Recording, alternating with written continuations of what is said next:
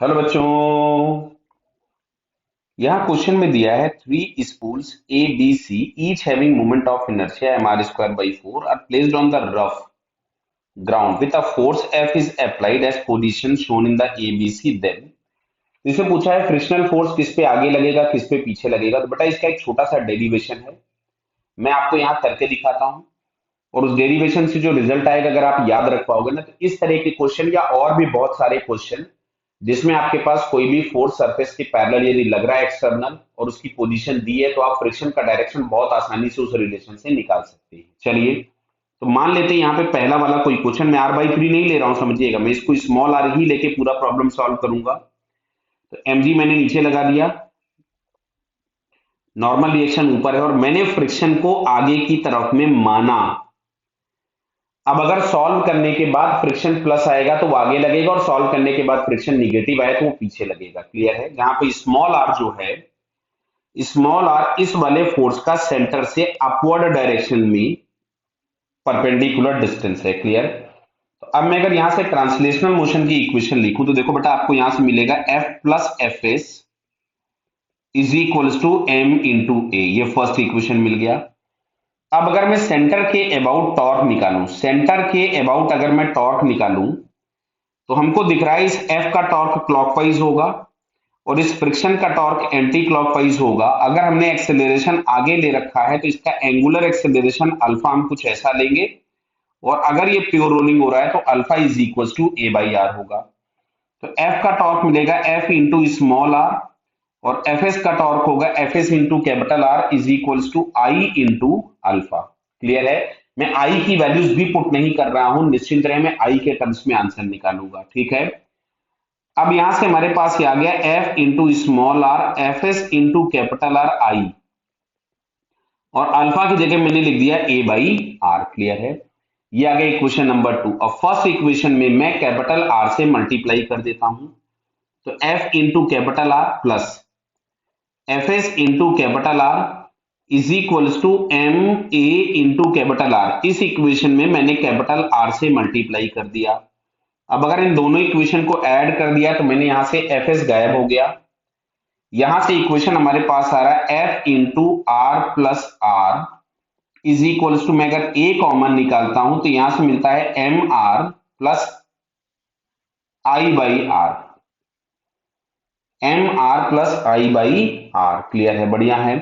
तो यहां से जो एक्सेलरेशन हमारे पास ये आया F into R plus R, नीचे में अगर इस आर को एलसीएम ले लूं तो ये हो जाएगा एम आर स्क्वायर प्लस आई और ये आर नीचे से चला जाएगा ऊपर। ये मिल गया हमको एक्सेलरेशन। हमसे फ्रिक्शन पूछा गया था, तो एक काम करते हैं, इस फर्स्ट इक्वेशन में ही हम इस एफ ए की वैल्यू पुट कर देते हैं। तो यहां से मिलता था F plus F S is equals to M into A और ए बराबर आ रहा था F R into R plus R upon I plus M R square. Clear? इस वाले एफ को मैं उधर ले जाता हूं तो यहां से जो इक्वेशन हम लोगों के पास आ रही है, this is F S is equals to F R R plus R into M upon I plus M R square minus F. इसमें से I plus M R square हमने एलसीएम ले लिया और इसको अगर मैं अंदर मल्टीप्लाई करूं तो ये मिलेगा एफ आर स्क्वायर एम, दिख रहा है ना, ये आर और आर स्क्वायर और ये वाला M plus F R small R into M बराबर है minus F I minus F into M R square. Clear? तो दिख रहा है ये F into M R square तो कैंसिल हो गया। तो यहां से हम लोगों के पास आता है, इसमें से अगर मैं एफ कॉमन निकालूं तो मिल रहा है M R into R minus I upon I plus M R square. क्या बेटा जी क्लियर है? अब देखो, ये फ्रिक्शन प्लस होगा या ये फ्रिक्शन माइनस होगा या ये फ्रिक्शन जीरो होगा, ये डिपेंड करेगा इस फैक्टर पे। अगर ये फैक्टर प्लस है, यानी अगर मैं यहां से लिखता हूं M R into R minus I is positive, मतलब ये ग्रेटर देन आई हो गया, तो जो फ्रिक्शन का डायरेक्शन हमने लिया था वही लगेगा और फ्रिक्शन का डायरेक्शन हम लोगों ने किधर लिया था? फॉरवर्ड फॉरवर्ड बोले तो इन the direction of applied force हमने कंसीडर किया था, तो फ्रिक्शन एक्ट होगा। मैं यहाँ पे नीचे लिख रहा हूं, देखिए मैं पूरा लिख देता हूं, इसमें 3 डिफरेंट केसेस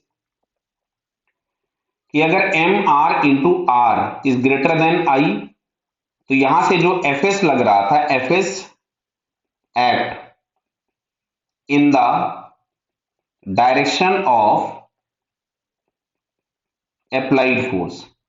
सेकेंड, अगर एम आर इंटू आर जो है वो लेस देन आई हो गया, तो F act in the opposite direction of applied force. और अगर कभी किसी क्वेश्चन में M R into R equal to I हो गया, तो साफ फ्रिक्शन की कोई जरूरत नहीं है, फ्रिक्शन जीरो हो जाएगा। समझ में आ रही बात? अब आते हैं जरा हम लोग ऊपर वाले पॉइंट्स पे। क्लियर? जहां पे दिया था, जैसे फर्स्ट वाले में दिया है small R is equals to R by 3, तो हम लोग इसके लिए चेक करते हैं। M R into small R दिया था आर बाई 3, तो ये आ गया एम आर स्क्वायर बाई 3, तो एम आर स्क्वायर बाई 3, और इसका मोमेंट ऑफ इनर्शिया दिया था एम आर स्क्वायर बाई 4, तो फिर हाल ये आई से बड़ा हो गया, तो फ्रिक्शन का जो डायरेक्शन हमने लिया था वही होगा, मतलब फ्रिक्शन फॉरवर्ड एक्ट हो रहा है। तो frictional force on the spool A, ये बिल्कुल सही ऑप्शन हो गया, फर्स्ट ऑप्शन हमारे पास करेक्ट हो गया, बैकवर्ड वाला गलत हो गया। Frictional force on the spool B, अच्छा बी के लिए दिया है आर बाई 5, तो ये हमने एक ए वाले डायग्राम के लिए कैलकुलेशन किया था, मैं बी वाले डायग्राम के लिए कैलकुलेशन कर रहा हूं, इस बी वाले के लिए। समझ में आ रही बात?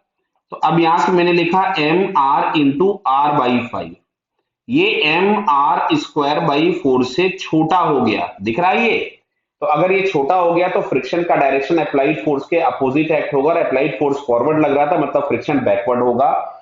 तो frictional force on the spool B is forward गलत हो गया। Frictional force on spool B and C act backward direction. तो भाई देखिए सी वाले को जरा हम लोग चेक करते हैं, तो सी वाले में तो ये आर ही निगेटिव हो गया। क्यों? क्योंकि हम लोगों को ये जो आर लेना था, ये स्मॉल आर जो हम लोग ले रहे थे, समझिएगा बात को, ये स्मॉल आर इस सेंटर से ऊपर ले रहे थे, अगर हमने सेंटर के नीचे कर दिया तो इसकी वैल्यू निगेटिव हो गई, और निगेटिव हो गई तो मोमेंट ऑफ इनर्शिया से छोटी हो गई, मोमेंट ऑफ इनर्शिया से छोटी हो गई तो फ्रिक्शनल फोर्स अप्लाइड फोर्स के अपोजिट एक्ट होगा। तो अगर अप्लाइड फोर्स यहां फॉरवर्ड लग रहा था तो फ्रिक्शनल फोर्स बैकवर्ड होगा, और यहां पे M R into R I से छोटा आ गया था तो भी फ्रिक्शनल फोर्स बैकवर्ड होगा, मतलब ये चौथा वाला ऑप्शन भी करेक्ट हो गया। तो फिलहाल यहाँ पे फर्स्ट और फोर्थ ये दो ऑप्शंस करेक्ट है। क्लियर? तो डेरिवेशन याद है तो बिल्कुल मजे में आप डायरेक्शन ऑफ फ्रिक्शन निकाल सकते हैं। डेरिवेशन भी क्या, केवल ये जो 3 रिजल्ट्स लिखे थे ये अगर आपको याद रह जाते, 3 को भी मारो छोड़ो, एम आर इंटू आर जो है वो आई से बड़ा, आई से छोटा और आई के बराबर आपको चेक करना है। क्लियर बेटा? Okay, all the best.